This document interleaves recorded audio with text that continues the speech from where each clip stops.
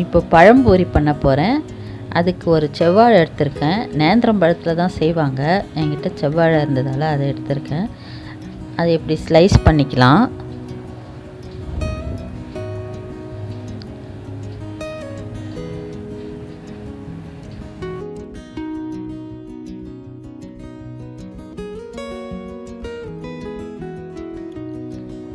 இது ஸ்லைஸ் ரொம்ப பெருசாக இருக்கிறதால கட் பண்ணிட்டேன் ரெண்டாக. இப்போ மிக்ஸ் ரெடி பண்ணிக்கலாம். 1 கப் மைதா மாவு, 1 பிஞ்ச் ஆப்ப சோடா, 1/2 ஸ்பூன் சால்ட்டு,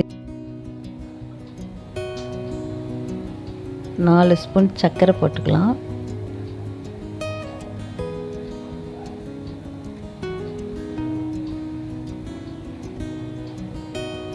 ஒரு ஸ்பூன் அரிசி மாவு. நல்லா மாவு மிக்ஸ் பண்ணிக்கலாம்.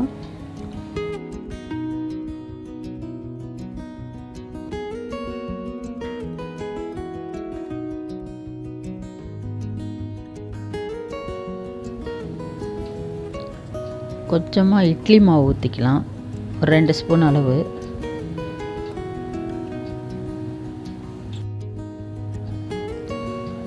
நல்லா மிக்ஸ் பண்ணிவிட்டு கொஞ்சம் தண்ணி விட்டு மிக்ஸ் பண்ணிக்கலாம். கொஞ்சமாக தண்ணி விட்டுக்கணும்.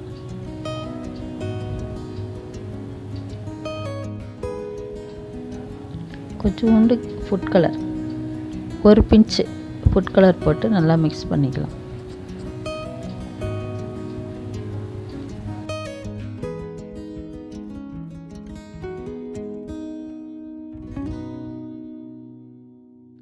மாவு இந்த பதத்தில் இருக்கணும்.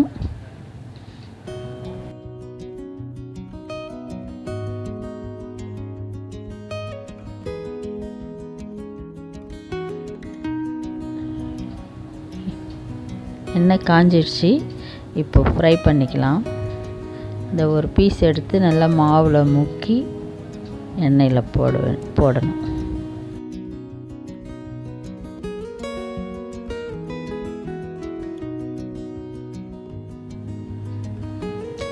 நல்லா ஃப்ரை ஆனது திருப்பி போட்டுக்கலாம்.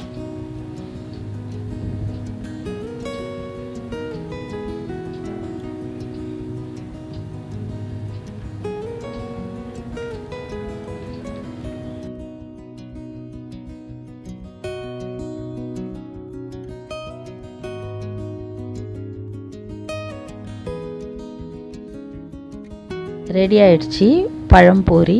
சர்வ் பண்ணிக்கலாம். நீங்களும் செஞ்சு சாப்பிட்டு பாருங்கள். இந்த வீடியோ பிடிச்சிருந்தா லைக் பண்ணுங்கள்.